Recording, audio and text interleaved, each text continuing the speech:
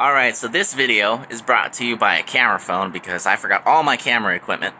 And this is on the OnePlus 7 Pro phone. Anyways, we're back at Project Ranchero. We're going to try and get this thing started today. We have a lot of things to do. We had a lot of issues last week with space, so let's switch the camera and show you what I'm talking about. So right here, this guy, when we put the pulley on, the bolts were actually touching the radiator fan. We've now somewhat fixed that by making it flush, which you guys will see in a little bit. But I still think we need to push the engine back a little bit, which we can do with our new motor mounts, which are somewhere located in there, because they are adjustable. As you can see that slot at the very far end. Maybe this side's a little better to see. Yeah. So we can still push it back a little bit while checking all the clearances. We're also going to hook up our ground line here. This bracket needs to be mounted for the transmission dipstick, the starter, obviously the radiator, and fuel's hooked up. We got to do the throttle linkage over here, so we have to get something to work over here. We may start it just without hooking this part up. We are running into an issue back here where this guy, when the throttle is up, is making contact with the current bracket with the manifold here. So we're probably gonna have to make something with that. But the goal is to get the car started. Not gonna film too much, so there'll be random segments of putting things together. And then obviously there's also one more vacuum line, which I have right here, that goes from the transmission up here to that guy. So a lot of stuff to do, but it's all little things. Yep. So as you can see, we have the flush style bolts now. We did have to drill the pulley out a little bit and then taper it for this design to work. I'm adding Loctite and then throwing it on. Yeah, that is what we had to do to make that work, but we're still, I think it still needs to be pushed back, which we'll find out right now once I mount the radiator.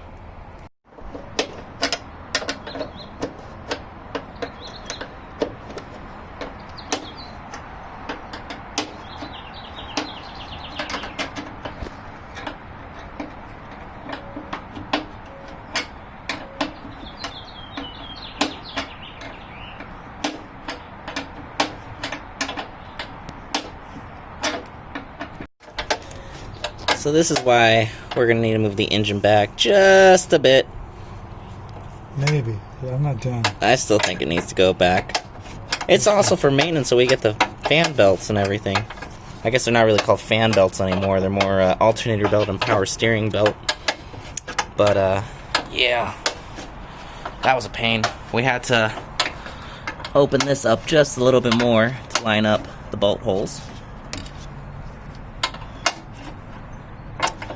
And this is all our electrical stuff, and I'm going to hook up our sensor thermostat for the electric fan. So this is our switch that we can dial in the temperature for what we want. We'll do that after everything's running. You got your power, your ground, and then your, what's it called, ignition one. Other one, Peter? Unbelievable. So after tightening down the radiator, it does not look like we need to move the engine. That is a couple millimeters of space between that pulley and our electric fan. That looks wonderful. Absolutely wonderful. Everything is tightened down. This gap is something that will get sealed up later. So now let's finish our electrical work here, our starter, and then a vacuum line.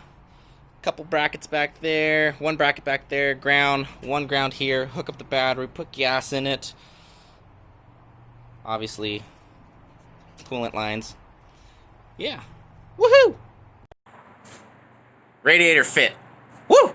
That was our most challenging task because 2 weeks in of that. Somebody's excited. And we tried shaving bolts. We had to use the flat bolts for that. And now, with everything bolted in and nice and tight, we have just enough space, even if there's engine movement, to make it so that way there's not going to be any interference with that. Fan belts, you could kind of squeeze one by. It's not something you have to do very often, so yeah, you guys saw already, but it's in there. Again, phone camera this time. We'll see how everything turns out. I'm hoping it's pretty good quality. We're gonna get some lunch, and then I'm gonna hop under the car and vacuum line, transmission fluid bracket for the dip, and just all the underneath stuff. Here we go. This is our next update. We are going along very well with our progress. We hooked up our vacuum line. We've checked the linkage. It needs a little adjustment there. The coolant lines are all hooked up. I'm going to turn the video camera around and tell you more of what we've done. So here we can see our vacuum line. This one goes all the way back to the rear of the transmission. We've got our ground in. We've got our starter all wired up in our fun electrical wireness. We've got our electrical fan wired up, which is also in here with our starter relay solenoid thingamabobber. We need to hook up the transmission lines down below, but we have coolant lines now. Yeah, we added oil. There's oil in it now. We're going to add coolant in a second.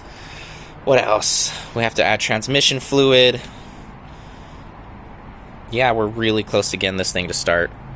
Really close.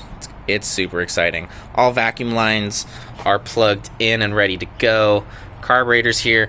Choke is working right here from inside. We have not hooked up our throttle linkage yet. That's still on the to-do list.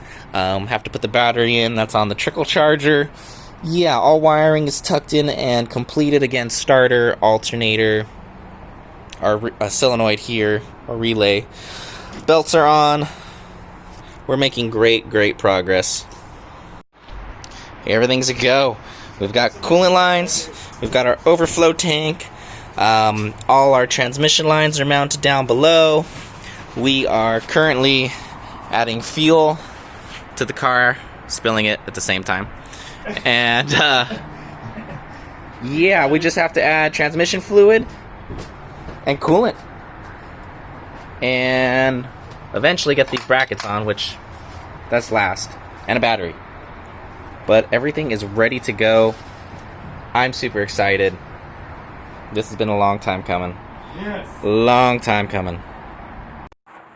So we have added already 2 gallons of 50/50 coolant, and it still needs a lot more. So we're gonna fetch another gallon, and if not, gotta go to the store. Yeah, it is awesome. Let's see if I can show you guys what's inside. Doesn't work so well when I'm holding the wrong camera, but yeah, it is a very big core. Sorry about that phone, don't want to drop it. It's very big core compared to what comes factory from back in the 1964 for the Ranchero. So yeah, almost there.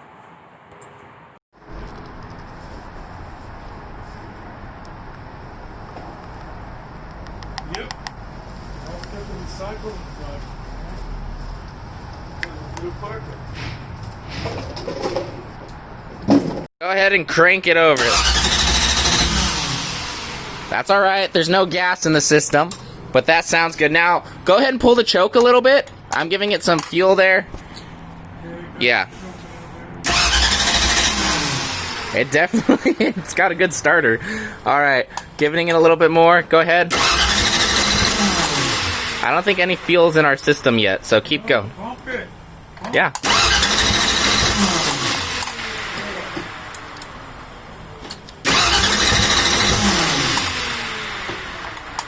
Okay, go ahead. This is the new firing order. Ooh. Alright, try that again.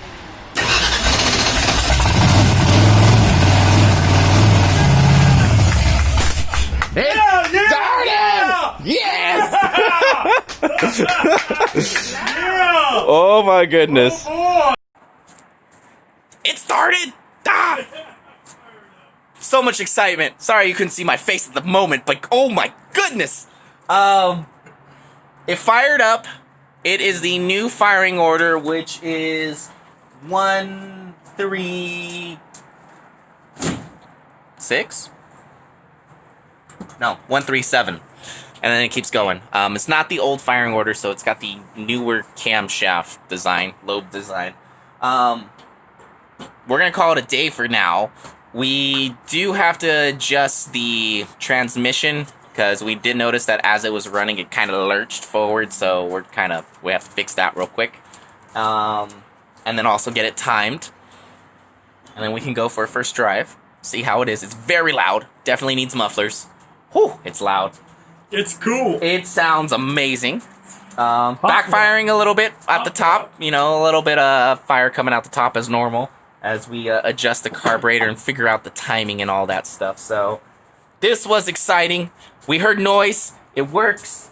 As far as leaks go, we're just kind of tightening up any coolant leaks that we see, and that's kind of stopped.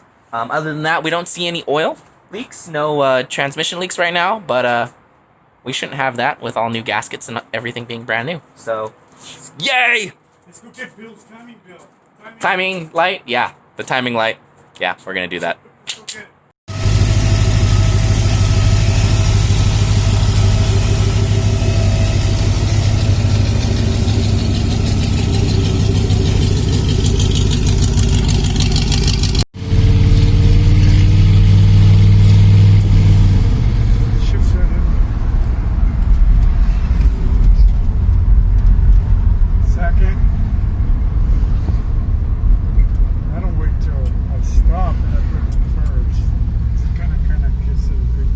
So with the transmission we have, even though it's an automatic, it shifts way better and performs better when you manually shift it, granted no clutch. So it still gives you a little bit of action, and yes, it's San Diego, so we both have sandals. But yeah, 3-speed automatic, semi-manual, I guess? Yeah. So here we go, you'll see the action.